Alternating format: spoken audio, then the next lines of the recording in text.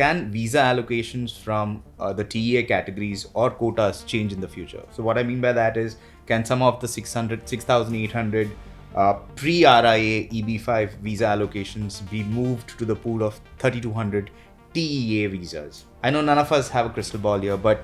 Yeah, but let me try and clarify per my understanding. So you've got your 20% for rural, then you've got your 10% for high unemployment, then you've got your 2% for infrastructure. Anything over and above that is already going into the unreserved category. Correct. So I don't see how or why any unreserved category number should come back into this TEA definition, unless I'm not understanding your question. I guess, if I may, so I think what we're trying to understand is, once the backlog is cleared, or if the backlog is cleared, can it then move to, I'm sure it's probably not going to be applicable for China as a country because it's way more retrogressed. But let's say if other backlogged countries are done, can then that category or those unused visa numbers be moved to post-RIA investors? Because what are they going to be used for, pre-RIA investors, if they don't exist or if they're processed?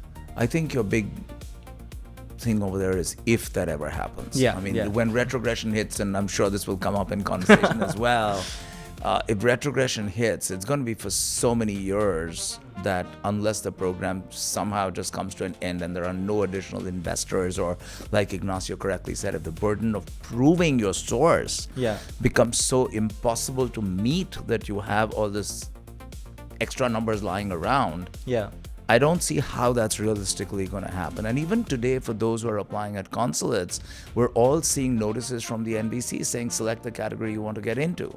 Absolutely. That itself is becoming a subject of conversation. Like, can you switch the categories later on? Are you stuck with the category that you select? So I think it's quite a bit of crystal ball gazing at this point in time.